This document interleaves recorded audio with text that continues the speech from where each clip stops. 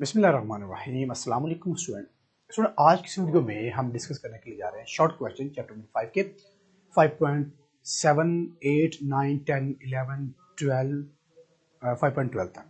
चलिए स्टूडेंट बात करते हैं। क्वेश्चन नंबर शॉर्ट क्वेश्चन है 5.7। 5.7 शॉर्ट क्वेश्चन वो कह रहा है ग्रेविटेशनल फील्ड स्ट्रेंथ क्या होती है। What is gravitational field strength, मतलब ग्रेविटेशनल फील्ड स्ट्रेंथ क्या होती है ये बताएं। तो ग्रेविटेशनल फील्ड स्ट्रेंथ हम ऑलरेडी डिस्कस कर चुके हैं, एक बार दोबारा इसको कर लेते हैं। देखिए सपोज करते हैं ये हमारे पास अर्थ है, ये इसका रेडियस है और अर्थ हर ऑब्जेक्ट को अपने रेडियस की तरफ अट्रैक्ट करती है। ये अर्थ का रीजन है, ठीक है, ये अर्थ का रीजन है इस तरह से, ठीक है। अब देखिए एक ऑब्जेक्ट हमारे पास पड़ा हुआ है यहां पर, दूसरा ऑब्जेक्ट पड़ा हुआ है हमारे पास यहां पर, ठीक है। अब एक ऑब्जेक्ट फील्ड के अंदर है, दूसरा ऑब्जेक्ट फील्ड के बाहर है, तो किस ऑब्जेक्ट पर फोर्स ज्यादा होगी? ऑफ कोर्स जो अर्थ के ज्यादा करीब है उस पर अर्थ की फोर्स ज्यादा होगी। अब वो कितनी फोर्स होगी? अर्थ ग्रेविटेशनल फोर्स होगी, जो ग्रेविटी की फोर्स होगी, ठीक है। अब स्ट्रेंथ मतलब कितनी फोर्स लगाएगी। अगर मेरे पास एक सपोज करते हैं एक हमारे पास है जी, एक छोटा मैस है, एक मीडियम मैस है और एक बड़ा मैस है, 1, 2, 3। तो अर्थ की जो फोर्स होगी किस मैस पर ज्यादा होगी? 1 पर ज्यादा होगी, 2 पर ज्यादा होगी, 3 पर ज्यादा होगी? ऑफ कोर्स उस पर ज्यादा होगी जिसका मैस जितना ज्यादा होगा, ठीक है। तो इसलिए हम कहते हैं कि जो फोर्स ऑफ ग्रेविटेशन स्ट्रेंथ होती है वो हमेशा 10 न्यूटन पर केजी होती है। 10 न्यूटन पर केजी का मतलब ये है, अगर हमारे पास 1 केजी का कोई मैस है, इस पर जो फोर्स अप्लाई होती है वो 10 न्यूटन की होगी। अगर 2 केजी का कोई मैस है, ऑफ कोर्स का मल्टीपल हो जाएगा 20 न्यूटन, ठीक है। ये चीज याद रखनी है कि फोर्स ग्रेविटेशन फोर्स स्ट्रेंथ जो होती है वो 10 न्यूटन पर केजी होती है, ठीक है। Clear student?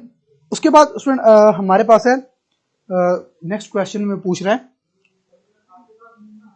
Why law of gravitation is important to us? 5.8 importance है, पूछ रहा है वो importance of law of gravitation. वो कहता है लॉ ऑफ ग्रेविटेशन जो कि न्यूटन, सर आइजैक न्यूटन ने पेश किया, उसकी इंपॉर्टेंस क्या है, इंपॉर्टेंस उसकी क्या क्या हमें फायदा उसका क्या है, एक्चुअली वो ये पूछ रहा है। तो इसका हमें बहुत सारा फायदा हुआ। देखिए लॉ तो दिया था 1665 में, 1665 में। इसके बाद जो हमें फायदा हुआ इससे, वो आज जो साइंटिस्ट वर्क कर रहे हैं कि हमें पता चला जो अर्थ है वो क्योंकि ये तो अल्लाह ताला ने ऑलरेडी कुरान पाक में बता दिया था कि हर चीज जो है वो मूव करती है अपने ठहराव के लिए, लेकिन इसको साइंटिफिकली फिर प्रूफ किया गया कि जो अर्थ है वो सन के राउंड मूव कर रही है और जो मून है वो अर्थ के राउंड मूव कर रहा है। कैसे मूव कर रहा है, किस वजह से मूवमेंट हो रही है, वो इस लॉ की वजह से हमें पता चला। फिर हमें हमारे लिए जो फायदा मंद था वो ये था, देखिए पानी से जो बिजली पैदा हो रही है उसमें क्या होता है कि एक हाइट पर पानी होता है, वहां से नीचे गिराया जाता है टरबाइन पर, टरबाइन रिवॉल्व करती है और फिर पानी से बिजली पैदा होती है, ऐसी है। तो ये जो मेथड है production of electricity, production of electricity जो है, ये भी इसी लॉ ग्रेविटेशन लॉ की वजह से ये भी आइडिया लिया गया और बिजली पानी से पैदा की गई, ये भी इसी वजह से था, ठीक है। उसके अलावा जो इसका मजीद जो हमारे पास इनके हैं वो ये है कि हमें ये पता चलता है, देखिए ये जो लॉ था ये सर आइजैक ने तब दिया था, अगेन वही बात है कि जब वो बाग में बैठे हुए थे और एप्पल गिरा था, तब उनके माइंड में ये बात आई कि हर ऑब्जेक्ट जो है वो अर्थ की तरफ क्यों जाता है, ऊपर क्यों नहीं जाता, लेफ्ट राइट क्यों नहीं जाता। तो इस लॉ की वजह से रीजन हमें मिली, रीजन ऑफ बॉडीज, जो उन बॉडी की डाउनवर्ड मूविंग, कि वो बॉडी जो डाउनवर्ड मूव करती हैं उनकी रीजन मिली, और वो किससे मिली, वो लॉ ऑफ ग्रेविटेशन से मिली। इस तरह हमारे पास बहुत सारे पॉइंट है, लेकिन हम चंद एक पॉइंट ऑफ व्यू आपसे डिस्कस कर रहे हैं। ठीक हो गया। इसके बाद नेक्स्ट क्वेश्चन है 5.9। 5.9 में वो ये पूछ रहा है एक्सप्लेन लॉ ऑफ ग्रेविटेशन। तो लॉ ऑफ ग्रेविटेशन हमने देना है, लॉ ऑफ ग्रेविटेशन। तो ये हम, क्योंकि ये पूरा मैथमेटिकल फॉर्म है और ये हमारा है आर्टिकल 5.1, उसमें हम सारी डिस्कस कर चुके हैं मैथमेटिकल फॉर्म, इसकी डेफिनेशन और इसकी जो डायग्राम होगी, तो आप ये वहां से डिस्कस कर लें, वहां से देख लिया। उसके बाद है 5.10। 5.10 में वो कह रहा है कि how can we determine the mass of earth, mass of earth. और मास ऑफ अर्थ को हम ऑलरेडी डिस्कस कर चुके हैं और ये हमारा आर्टिकल है 5.2, जिसमें हमने मास ऑफ अर्थ को कंप्लीटली एक्सप्लेन किया। तो आप ये आर्टिकल कंप्लीट वहां से देख सकते हैं। ठीक है। फिर हमारे पास है 5.11। 5.11 में वो कह रहा है कि क्या हम मून का मास मालूम कर सकते हैं, मास ऑफ आवर मून। वो कहता क्या हम मास ऑफ आवर मून कर सकते हैं। इससे पहले तो हमने मास ऑफ अर्थ मालूम कर लिया ना, वो हमारे पास था 6 क्रॉस 10 की पावर 24 kg, ये हमारे पास आ रहा था, ये तो हमने मालूम कर लिया। वो कह रहा है क्या हम मून का मास मालूम कर सकते हैं। अगर हम कर सकते हैं तो बताए हमें क्या क्या जरूरत होती है। पहले हम आते हैं मास ऑफ अर्थ पर। तो मास ऑफ अर्थ के लिए हमने कुछ ये निकाला था, m इज इक्वल टू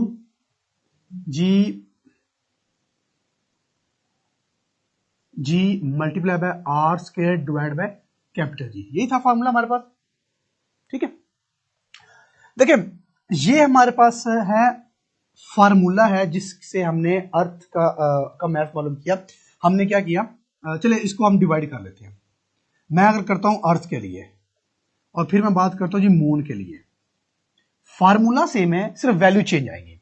अगर अर्थ के लिए बात करें ना तो m के साथ छोटा सा e डाल देंगे, e स्टैंड फॉर अर्थ के। अब के बार जो हम मास मालूम कर रहे हैं वो अर्थ के लिए मालूम कर रहे हैं, और ये g और साथ में ये अर्थ, e स्टैंड फॉर अर्थ, यानी कि जो हम g की वैल्यू पुट करेंगे वो अर्थ वाली पुट करेंगे, और r स्क्वायर और साथ में e, और जो कैपिटल G है वो सब के लिए सेम ही होगा।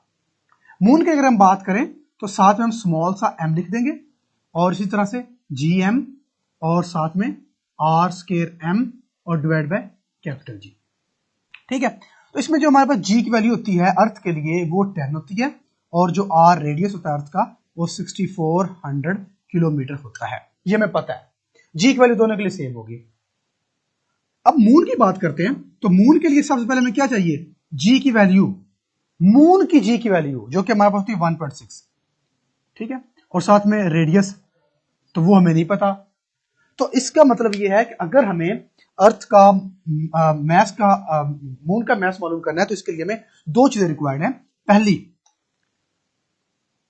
Value of G on moon. तो पहले तो हमें मून पर जी की वैल्यू रिक्वायर्ड है, और दूसरी हमें रिक्वायर्ड है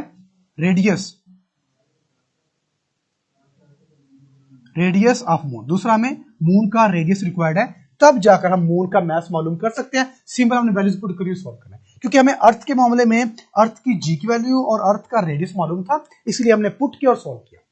अगर हमें मून का रेडियस और मून की जी की वैल्यू मिल जाए तो हम पुट करके मून का मास मालूम कर सकते हैं। अगर इसके अलावा पूछे सन का मास मालूम करें, दैट्स वेरी इजी। उसके लिए हमें रिक्वायर्ड क्या चीज है, यही दोनों चीजें, कि मून की सन की जी की वैल्यू हमें पता होनी चाहिए और सन का रेडियस हमें पता होना चाहिए, तब हम सन का भी मास मालूम कर सकते हैं। ठीक हो गया। चलेंगे नेक्स्ट 5.12। अच्छा 5.12 में वो पूछ रहा है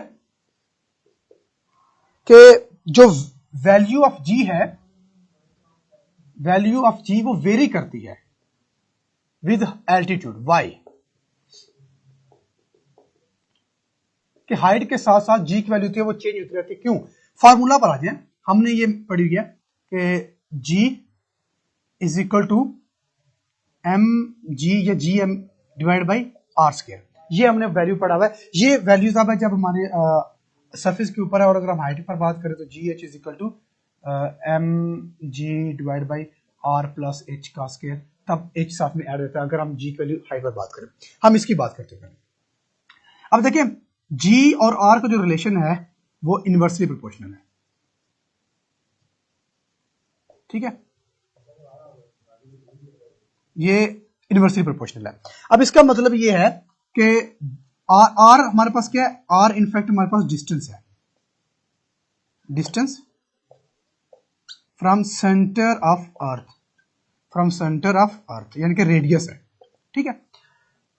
अब r और g का रिलेशन है वो इनवर्सली प्रोपोर्शनल है, और r जो है वो डिस्टेंस है। इसका मतलब है अगर डिस्टेंस बढ़ेगा तो g की वैल्यू, रिलेशन से देखें, अगर डिस्टेंस बढ़ेगा तो g की वैल्यू कम होती जाएगी, अगर डिस्टेंस कम होगा तो g की वैल्यू बढ़ती जाएगी। दोनों एक दूसरे के रिवर्स में, दोनों एक दूसरे के उल्टे, दोनों एक दूसरे के ऑपोजिट है, ठीक है। तो ये इस रिलेशन से हमें ये पता चलता है कि g की वैल्यू उतनी, g की वैल्यू ज्यादा होती जाएगी अगर रेडियस या डिस्टेंस कम होता जाएगा। अगर इसके ऑपोजिट चलें तो हम कहेंगे g की वैल्यू कम होती जाएगी अगर डिस्टेंस या रेडियस बढ़ता जाएगा। दूसरा हम कहेंगे g की वैल्यू होती है वो एल्टीट्यूड के साथ साथ या डिस्टेंस के साथ साथ या हाइट के साथ साथ चेंज होती रहती है, ठीक हो गया। तो ये थे आज के हमारे क्वेश्चन 5.12 तक। अगर इनसे रिलेवेंट कोई क्वेश्चन तो आप पूछ सकते हैं।